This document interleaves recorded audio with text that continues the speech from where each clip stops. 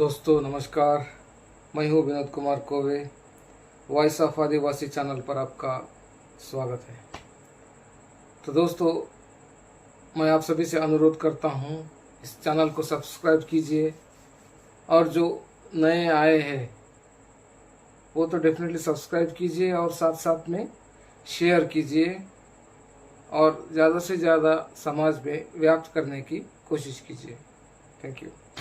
तो दोस्तों देखिए, एक साधारण आदिवासी हाइब्रिड आदिवासियों से बराबरी कर सकता क्या? पढ़ाई में हो, हर चीज में हो, इंटेलेक्चुअलिटी में हो, हर चीज में हो, उसकी बराबरी कर सकता क्या? नहीं कर सकता।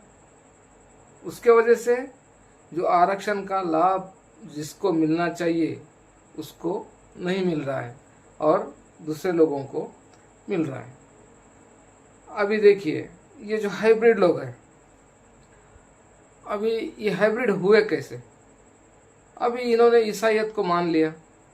ईसाईयत को मान लेने के बाद ये जाएंगे, उनका कॉन्फ्रेंस रहेगा, कन्वेंशन रहेगा, वहाँ जाएंगे। जाने के बाद वहाँ पर क्या किसी तरह का जाति भेद नहीं रहेगा, किसी तरह का प्रांत भी भेद नहीं रहेगा, किसी तरह का कैस्टिज्म, कलरिज्म, रीजनलिज्म, कुछ भी नहीं रहेगा। वहाँ पर कोई भी हो सब समान रहेगा। तो ये लोग वहाँ जाने के बाद वहाँ पर हाइब्रिडाइज्ड हो गए, यानी कि ये लोगों को पता नहीं कौन इस्तेमाल किया होगा। अब यही तो खुलेआम कहते हैं कि मुझे इस्तेमाल करो, मुझे इस्तेमाल करो, मुझे इस्तेमाल करो। तो वहाँ पर पता नहीं कौन इस्तेमाल किसको किया, क्या किया, वहाँ पर पूरा का पूरा हाइब्रिडाइजेशन हो गया। तो इनकी जो जनरेशन है ये एकदम हाइब्रिडाइज्ड है। अपन प्योर ब्रीड है और वो हाइब्रिड है।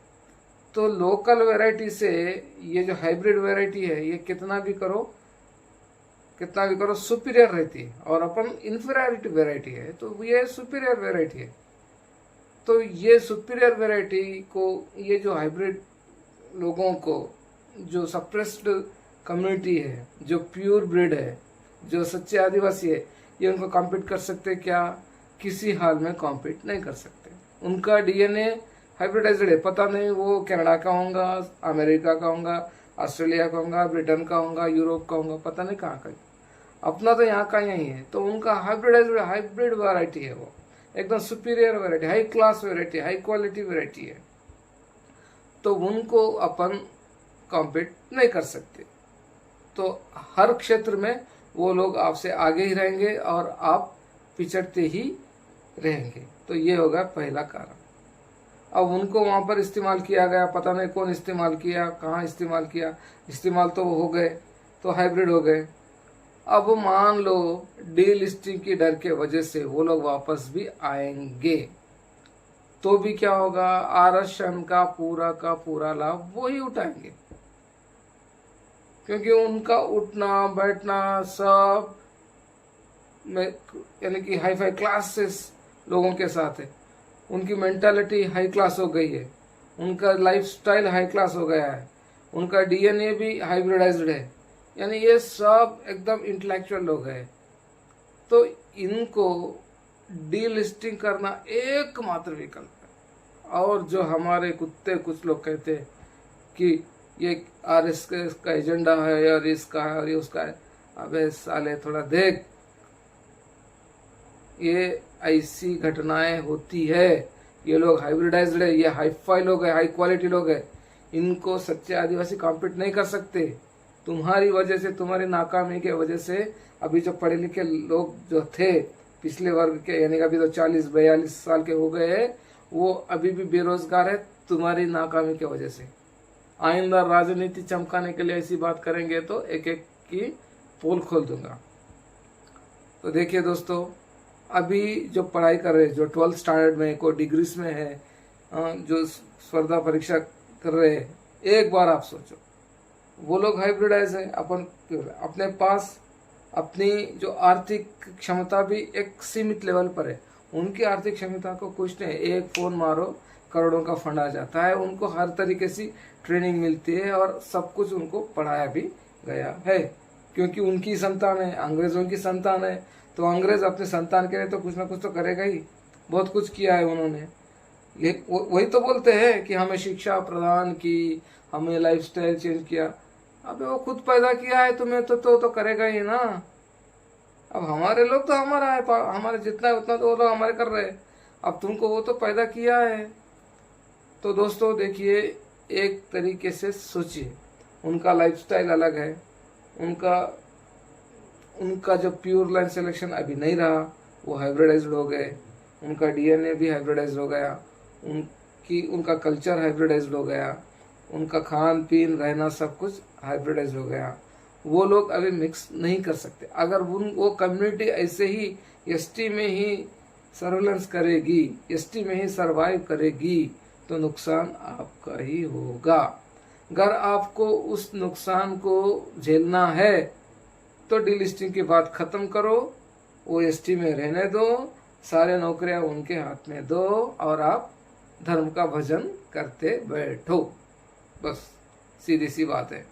इससे आगे कोई भी आदिवासी हो जो नाटक करेगा, ढोंगी करेगा सेक्युलरिज्म की और नाटक प्रो क्रिश्चियन की एजेंडा चलाएगा धर्म के नाम पर, उन सभी को कह रहा हूँ, अब आपकी कुछ भी चलने वाली नहीं है। और देखिए दोस्तों, आप भी थोड़ा सा संतुलित दिमाग से, एक ठंडे दिमाग से बैठिए और सोचिए कि क्या हम उनको कॉम्पीट कर सकते हैं। क्या हमारे नाम पे दिया गया आरक्षण ऑटोमेटिकली वो लोग लूट रहे हैं? लूट रहे नहीं लूट रहे? लूट रहे। अब उनके क्रिश्चियनिटी में ना धर्म का भेदभाव रहता, ना जाति का रहता, ना प्रांत का रहता, ना कलर का रहता, ना कुछ, सब एक ही है। पता नहीं वो एससी का होगा, ओबीसी का होगा, जनरल कैटेगरी का होगा, अंग्रेज होगा, अफ्रीकन होगा, यूरोपियन होगा, कोई भी होगा, सबके सब एक ही है। अब जो अपने रिसेम्बलेंसेस है वो सरनेम बदलकर एसटी सर्टिफिकेट ले रहा है। इस पर किसी ने विचार किया? नहीं किया। अब अपने हवले लोग धर्म संक्रमित होकर वहाँ चले गए और उधर से वैसे ही धर्म अंतरित हुए लोग भी वहीं है, वो सब इकट्ठा हो गए। तो आरक्षण पाने के लिए वो तो सरनेम भी बदल लेगा ना। जब धर्म ही बदल लिया तो सरनेम पे क्या रखा है भाई? तो इसलिए मैं कहता हूँ जो भी है इनको डीलिस्टिंग करना एकमात्र विकल्प है। अब कुछ लोग नया धंधा निकालते कि कैटेगराइजेशन बनाओ, उनको ए कैटेगरी में डालो, हमको बी कैटेगरी में डालो, और जितना है आरक्षण को बांटने का नहीं। वो लोग रहेंगे, वो जिस राज्य के रहेंगे उस राज्य का आरक्षण तो खाएंगे, मगर नेशनल लेवल में भी बहुत सारे आदिवासियों को वो नुकसान पहुंचा रहे हैं। ये एक है, और बोगस आदिवासी भी एक है। मैं डाटा के साथ अगली बार आऊँगा। बोगस आदिवासियों के साथ आपके साथ क्या अन्याय हुआ उसके बारे में मैं बताऊंगा।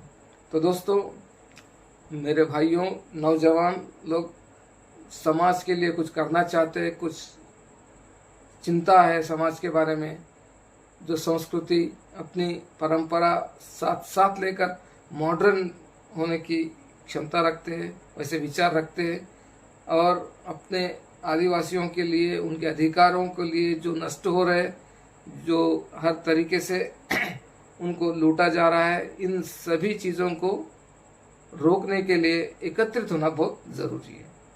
तो एक प्लेटफॉर्म तैयार कीजिए और उस पर सभी जने ये करेंगे। और ये मेरे वीडियोस जो है आप डेफिनेटली सब्सक्राइब कीजिए और समाज में व्याप्त कीजिए।